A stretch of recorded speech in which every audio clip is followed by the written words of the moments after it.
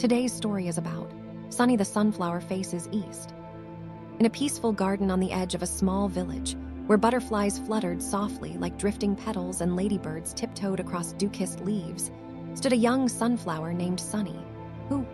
though not the tallest or brightest or strongest among the flowers, carried a warm heart, a curious spirit, and a gentle habit of turning her face toward the east every single morning to greet the rising sun whose golden light she adored. And while the roses rustled their velvety petals, the daisies hummed cheerful little tunes, and the tulips swayed with playful pride as they teased her for never turning west like they did, Sunny simply smiled and told them she liked remembering that each new day began with hope, and her calm happiness made her a quiet guide for the younger buds who often peeked at her to learn how to stand tall. Yet one morning, a week of strange weather swept over the garden as heavy rain poured in sheets that bent stems and drenched petals, while icy winds whooshed through the air like invisible rivers, shaking every leaf and blossom so fiercely that the roses complained loudly. The tulips huddled close together, the daisies drooped dramatically, and even Sunny felt her bright petals sag beneath the weight of stormy days, though she tried her best to keep facing east despite not seeing the sun at all.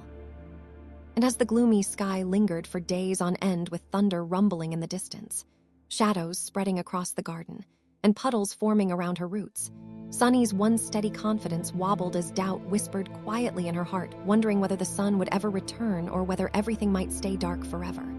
So on the fifth day, exhausted and unsure, she turned slightly away from the east, just a tiny shift, but enough to make her feel she was losing her way.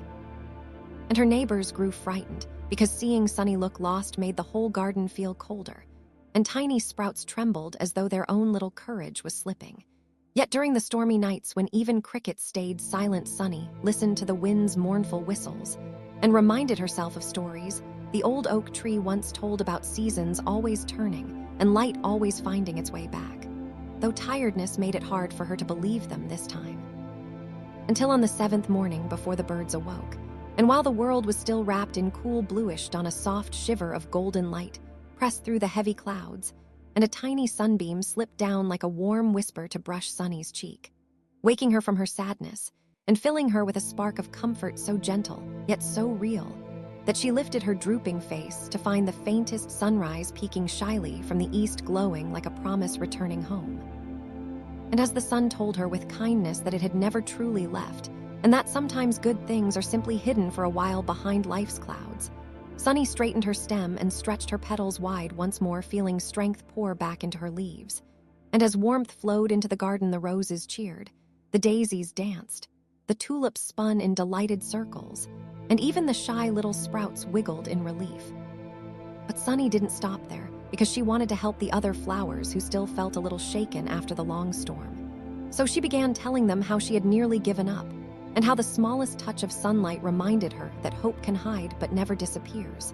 And soon the whole garden gathered around her in the evenings, as fireflies blinked gently between branches, while Sunny shared stories of facing fears, trusting new beginnings,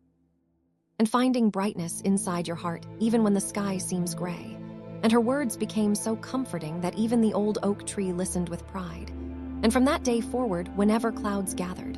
whether thick or thin, the flowers did not panic as quickly,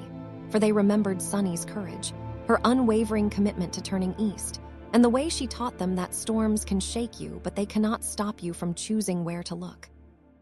And so the garden grew not only in color, but in spirit, because Sunny's quiet strength became a soft glow that lived in every petal, every leaf, and every tiny seed waiting for spring.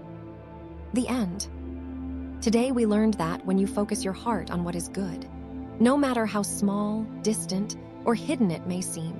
you help hope grow stronger inside you, giving you the courage to face hard days, the strength to lift others who feel dim, and the wisdom to remember that even behind heavy clouds, light is always waiting to break through.